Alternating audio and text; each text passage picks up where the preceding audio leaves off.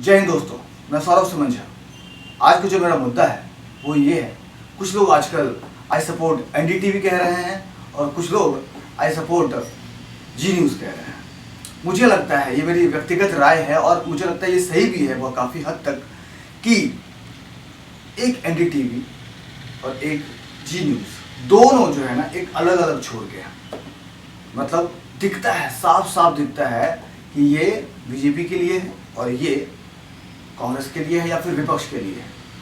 रवीश कुमार बार बार कहते हैं कि मैं रवीश कुमार, आम आदमी की आवाज़, ऐसे वैसे, बोलने की आज़ादी, बहुत कुछ बोलते हैं। आपकी भी बातों से लगता है कि आप सिर्फ विरोध करना है, आपको विपक्ष में रहना है। कुछ लोग कहेंगे विपक्ष में रहना जरूरी है। देखिए, मीडिया ना कभी पक्ष में रहा है और ना कभी विपक्ष में रहा है, वो निष्पक्ष रहता है। लेकिन रवीश जी को तो समझ में नहीं आता है। आपके ऑफिस में छापा पड़ गया, आपके मालिक पे अगर छापा पड़ गया तो उसमें बुरा क्या है? अगर आपको कानून व्यवस्था पे भरोसा है, अगर आप सच्चे हैं, तो इतना बौखला क्यों रहे हैं?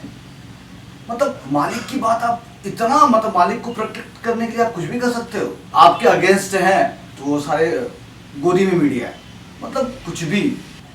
वहां पे आपकी बोलने की आज़ादी। जब आपको फेसबुक पे कभी लोग आपको कमेंट कर रहे हैं तो बोलते हैं ये लोग चंपू लोग हैं, आप उसे ब्लॉक कर देते हैं। उन्हें बोलने की आज़ादी नहीं है, सिर्फ आपको ही बोलने की आज़ादी है। और बोलने की आज़ादी का मतलब क्या है? सिर्फ सत्ता का विरोध करो, एक ऐसी छवि लेकर आओ ताकि आम आदमी को लगे कि हमारा देश संकट में है।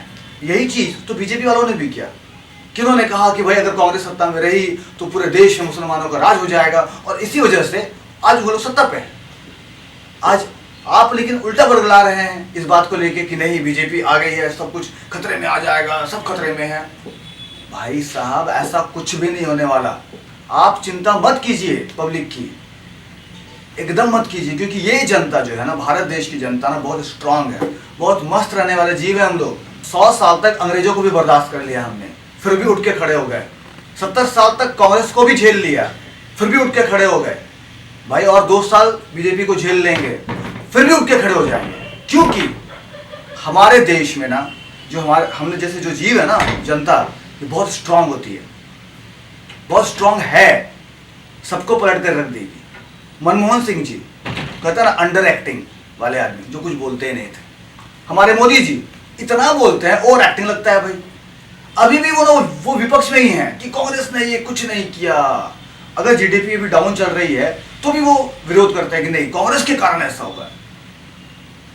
कुल मिला के आज मेरा कहने का मकसद यही था ना, कि भाई जो जनता, जो आम पब्लिक हैं, दर्शक, आप इस चीज़ों से होशियार रहिए। ना ये रवीश, ना ये एनडीटीवी, ना ये जी न्यूज़, सब के सब अपना बिजनेस कर रहे हैं और राजनीति को हवा दे रहे हैं और हमें टुकड़ों में बांटने की कोशिश कर रहे हैं। इंडिया बहुत स्ट्रांग है, भारत हमारा बहुत स्ट्रांग है। उसे ना कोई मोदी हिला सकता है, ना कोई मनमोहन सिंह हिला सकता है, ना कोई केजरीवाल हिला सकता है। 125 करोड़ के लोग हम लोग हैं। 125 करोड़ के लोग अगर एक हो जाए ना, तो कोई भी मुद्दा को हम लोग इजीली उसको निपटा सकते हैं। आज हमारे पास सिर्फ मुद्दा क्या है? हिंदू, मुस्लिम, बीफ, ये वो, सिर्फ यही है। बेसिक ग्राउंड का मुद्दा है ही नहीं। आप बोलते हो खाने की आज़ादी, अरे मैं बोलता हूँ यार, 2 वक्त की रोटी तो लोगों को नहीं मिलता है। अब रोटी तो मुहैया कराओ, फिर देखना कि भाई आपका क्या खाने मिल रहा है, क्या नहीं मिल रहा है। इंसान को तो आप बचा नहीं पाते हो, आप गाय को बचाने की बात कर रहे हो। भाई मैं हिंदू हूँ, मैं मुस्लिम हूँ, जो भी हूँ, लेकिन मैं भारतीय हूँ। बहुत ज़रूरी है ये बात समझना, क्योंकि जिस प्रकार आपकी भावनाओं को ठेस पहुँचती है, उसी तरह दूसरे की भावनाओं को भी ठेस पहुँच सकती है।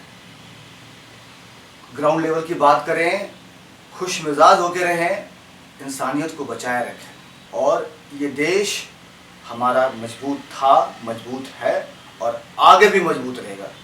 जय हिंद।